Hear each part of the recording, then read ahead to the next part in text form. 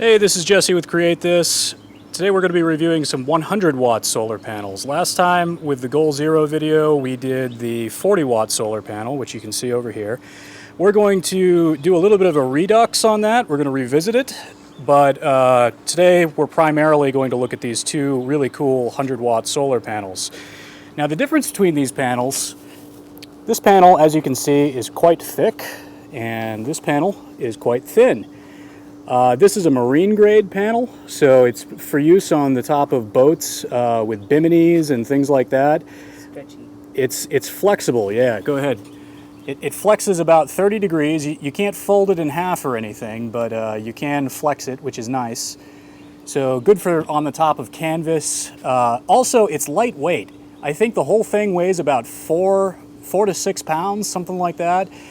Whereas this glass panel over here with the aluminum frame around it weighs, yeah, I'm gonna have to check I'll put it up on top of the video later. I think it's about 20 pounds, but I'll check those numbers and I'll post it on the top of the video here in post. Yeah, so here's the Goal Zero. And as you can see right now, these two panels, it's high noon, these two panels are drawing about 123 watts. Now, the day I got them out of the box, they were drawing even more. They were drawing about 138 watts. I'm not sure what has changed between then and now. We just cleaned off the panels with some water, so hopefully they don't have any deposits left on them. It's possible that I've got a little bit of cloud cover. So yeah, full sun, full noon, it's about 120 watts, which is pretty cool. Now I've got these in a parallel configuration. So I'm using these MC4T connectors, and that allows me to basically have, this one is positive and this one is negative. So both panels positive goes into this junction and both panels negative goes into that junction. And then the regular cable goes into the Goal Zero from there. And so what that does is it allows the voltage to stay at the panel voltage. So these panels make about 20 volts in full sunlight. So that allows the voltage for the whole system to be about 20 volts. And what it does is it doubles the incoming amperage.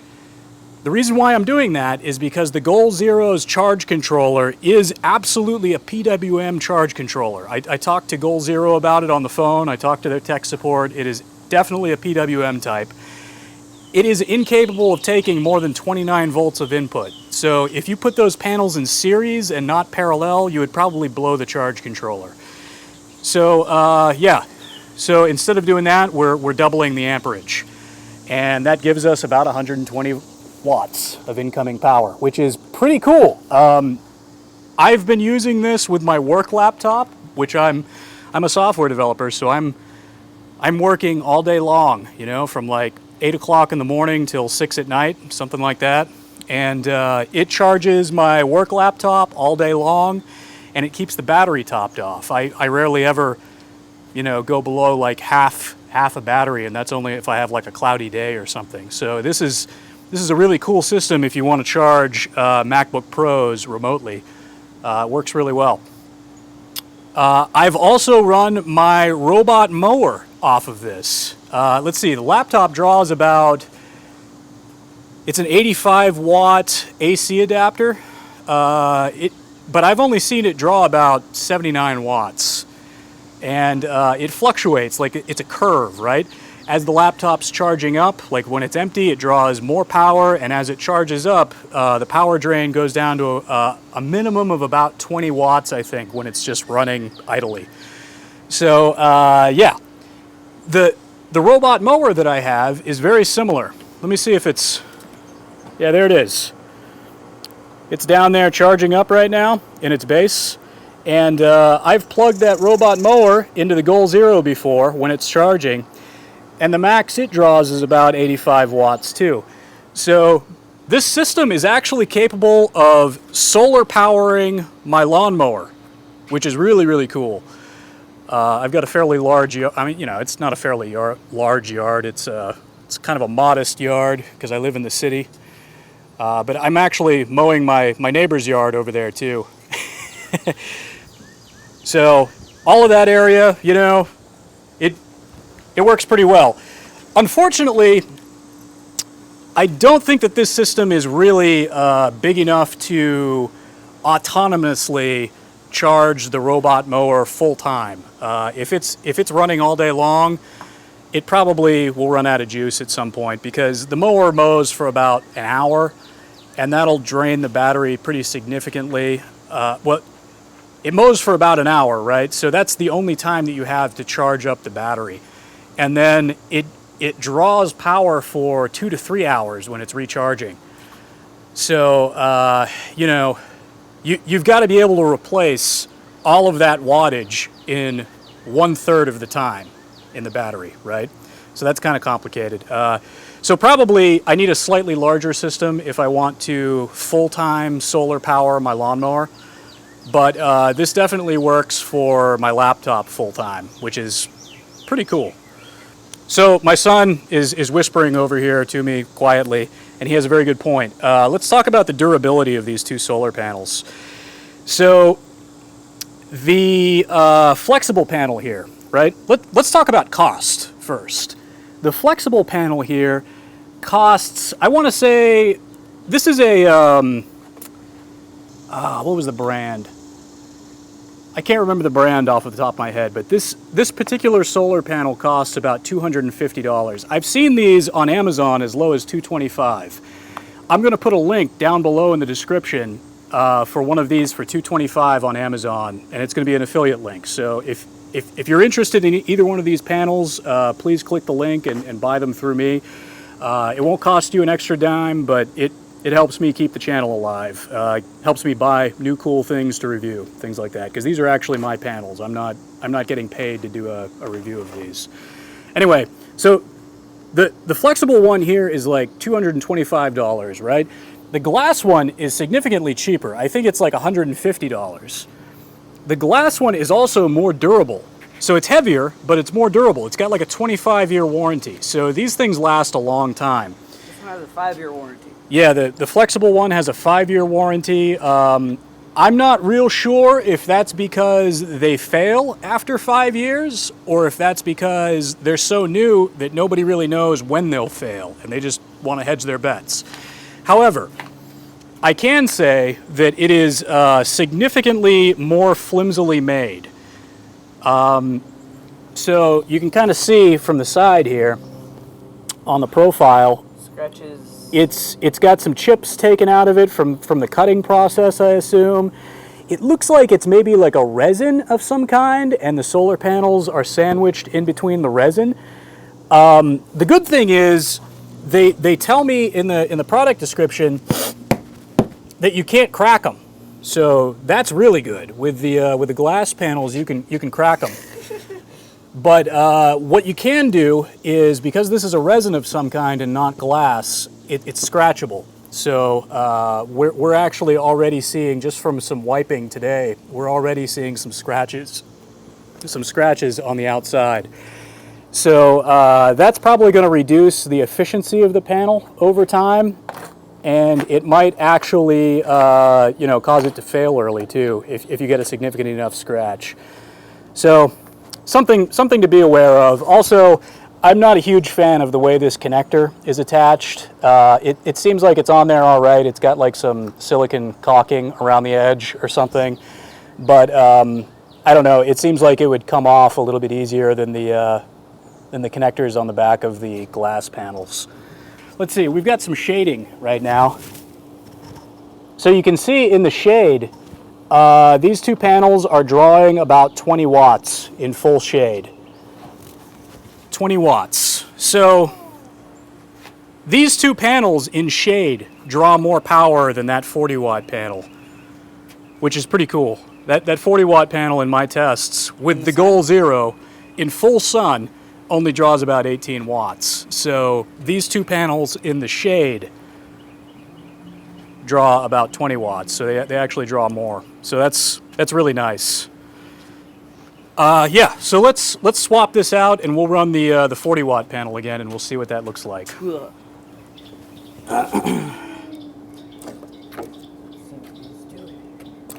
So So I just disconnect those two. And then all I'm going to do, yeah, go ahead and film this part. This is kind of interesting, I guess. All I'm going to do is put down this other panel here and connect these guys over here. So now my 40 watt panel is plugged in and it's in the shade now. We'll give it a moment to ramp up. So now all three of these are connected. It says it's pulling 1 watt. You can see on the other camera it's pulling 1 watt and the sun's coming back out, so it's ramping up. And we cleaned this panel today, so what you see here is pretty much the maximum efficiency that I'm going to get from it, I think. And again, it's high noon. So yeah, this panel's drawing about 17 watts in full sun. Maybe 18 if you're lucky. There might be some hazing today. I don't know, the heat index is really high here. It's like, I think it's like 89 degrees right now, maybe 90 degrees, and the heat index says that it's like 105, 103, somewhere in there. So it is hot today. We're in Tennessee, near the Georgia border, to give you an idea about longitude, latitude. Yeah, so that little 40 watt panel draws about 18 watts in full sun. It's about half the size of the other one. But you've got a little less than half the, no, it's almost exactly half the size, which is kind of awkward. Yep. I don't know why it's not a 50 watt panel. I don't know why it's a 40. It's weird. Anyway. So I'll just talk briefly about potential uses for these two different types of solar panels. So we already touched on marine. Marine applications make sense. Anywhere where you've got like a canvas soft top. My truck, for example, would almost be an example use case for this lightweight solar panel. I've got a canvas top on the back of my truck bed. However, my canvas topper folds up. So you wouldn't want to put this on there because it'll break the panel in half when it folds up. But if you've got a non-folding canvas application, that would make sense. Maybe camping. Camping would be a great time to use these because I carried this 40 watt panel with me on a camping trip and it didn't generate that much power. I mean, it was really underwhelming. So, you know, but it was heavy, right? Like, Isaac, pick up that 40 watt panel and then pick up the 100 watt panel. Which one's heavier? What's the difference? Like how Guns in. Yeah, describe it to me. Like how heavy is it? Tiny baby. Yeah? What about the other one? Look, it's the last one. She was like, not even one. Yeah. No, not that one. The light one. Oh, that one. Yeah, the lightweight one. That one. Okay. This is actually lighter. It's actually lighter than the 40 watt, isn't it? Whoa, this is lighter. And it's extremely thin, so you could pack. I mean, I could probably pack 3 or 4 of those into my SUV or my truck or my car in the same space that it would take me to pack one of these aluminum panels because it's thinner, right? I mean, you could like overlap them. That's surprisingly light. Yeah. And let's see, what else? What other uses? I'm thinking like solar bicycles. Like solar bicycles. We're going to get one of those boosted skateboards soon. We're going to review that. Woo-hoo. That's going to be pretty awesome. And I'm thinking if we can get that boosted skateboard to charge via solar, that'd be pretty cool. Make like a little cart to trail behind it. That'd be kind of neat. Maybe a radio flyer wagon or something like that. So any lightweight application where you know, the weight of the panel is much more important. I'm also thinking solar trackers. These would be a good panel for solar trackers or heliostats. However, the problem with that is, you know, it's cheaper to just buy another panel usually rather than use a heliostat. But if you've got really limited space, then that might make more sense because then you can use lighter weight motors, lighter weight components. Everything can be lighter weight. Oh, disadvantages. So another disadvantage of these thin panels is that they bend, right? I mean, that's kind of an advantage, but it's kind of a disadvantage too, because you really want that to be flat and you want it to be facing towards the sun at a constant angle, right? So something to think about is you're going to have to make a frame for this if it's not going to just be laying flat on the ground in full, in noonday sun. So if you want to angle it, you're going to have to make a frame of some kind. I was thinking a wooden frame or possibly even like an aluminum frame or something. I thought about carbon fiber, but carbon fiber is really expensive. I think for a length of 12 millimeter diameter carbon fiber rod there, that's like maybe 3 feet, 4 feet long, I think it's $45. So, you'd need maybe 3 of them. I mean, that's an expensive frame. But if you're backpacking or something and you got to carry that in, I probably wouldn't want to backpack with one of those. I'd maybe want to buy a smaller one. The other thing is, it would be nice if they made 50-watt panels like this that were half the price, but I think a 50-watt panel in the thin, flexible solar is $150 the last time I checked. I'd have to check that again. So you really don't want to buy two $150 panels for 100 watts because yes, you can make it fold, but you're going to be paying like $75 extra. So that's not too cool. Let's do one more test here. I'm going to hand the camera to Isaac, and we're going to plug in just one of these panels into the Goal Zero. Can't see what I'm recording. Oh, here you go. Sorry.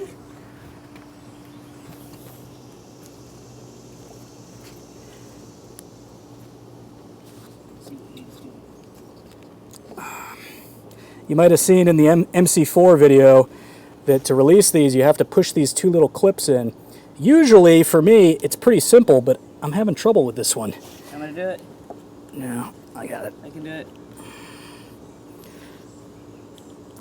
I don't know why I'm having so much trouble with it. There we go. They make a tool to do it, but I don't like using tools. It's usually more convenient just to do it myself. Except in that case, right? That was hard. So what we've got here is a tool, and this is used for removing MC4 connectors. It's also used for a couple of other things, I think, but we're mostly going to use it for removing this connector because it's being stubborn. So the way I do this is I just kind of push it on there, and it requires a little bit of force sometimes. I'm not real happy with like how this works. And then you just pull and it comes right out. So most of the time the tool is not necessary, but in the few cases where you get one that's, you can't get it off with your hands, this is that's what she said. Oh my god. This is the thing to use. So all right. So let's go ahead and put this thing back together. I didn't get why you were laughing for a minute. I couldn't help it. I couldn't resist.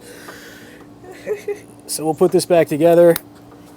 And this time we don't have any of those parallel connectors. So we're just doing the glass panel, the glass 100-watt panel. And it is ramping up. We're in the shade right now.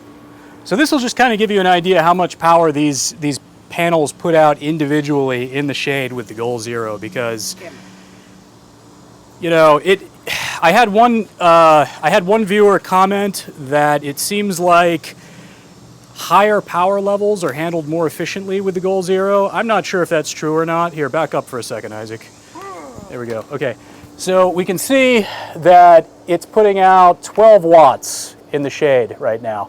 And if you remember, it was putting out about 20 watts with the 2 of them together. So it actually seems like this one panel is slightly more efficient than both of the panels together. But you get more power with both panels together. So 14 watts. It's actually getting a little brighter right now. We're about to get some sun, hopefully.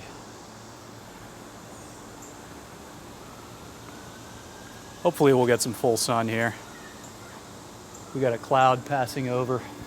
All right, so that's pretty much full sun, and it's ramping up. It's at about 73 watts. And that's pretty typical for what I see from this panel in full sun. I see 73 to 76 watts, somewhere in there. And again, this is a 100-watt panel, so the losses that you're incurring there are from the PWM charge controller. If you were using an NPPT charge controller, you'd see slightly higher wattage coming in, like maybe 85, 90 watts, something like that. There are losses involved from just the fact that, you know, solar panels don't operate at peak efficiency at noonday sun in most parts of the world. Some parts of the world get higher. What's the term? Solar luminance or something. Anyway, I don't know what the term's called. Yeah, so now we're getting 78 watts from that panel. So that's pretty much the highest that I get from a single panel. And then let's swap this out. We'll swap this out and we'll view the flexible panel now, and we'll compare the wattage. I will get the tool. No, you don't need it. Okay, but I will not get the tool.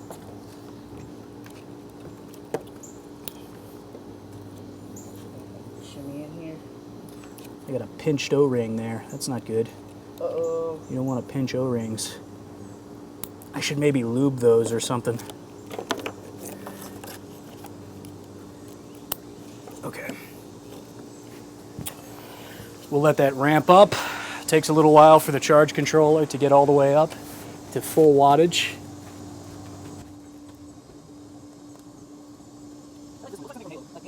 All right, so with Isaac shading it a little bit with the camera, we were getting 70 watts. Now we're getting about 77. So you can see right out of the box, I've had these for about a week. Right out of the box, the efficiency between these two panels is very comparable. I'm going to lift this up slightly so that it's at the same angle as the other one. And Isaac, tell me what the wattage is when I lift it up. Okay. Input 81 watts. 81. So this one, the flexible one, might actually be a tad more efficient than the glass panel. We can actually get slightly higher input wattages with that. Not much, but slightly higher. It's probably more pronounced with an NPPT panel. And it's also possible that we're just talking like the sun got a little brighter, you know? That's also a possibility. But anyway, that's pretty much it. So this is Jesse with createthis. If you found any of this video useful, thanks for watching, and please subscribe. And like. And like, yes, definitely hit that like button. We like it. Let's go for 2 likes. We like it when people like it. Ha. 2 likes. You want to say goodbye, Isaac? No, I don't want to say goodbye. No. Isaac wants to say goodbye. I don't like goodbyes. I'm the doctor. No, no, not the selfies. Bye-bye.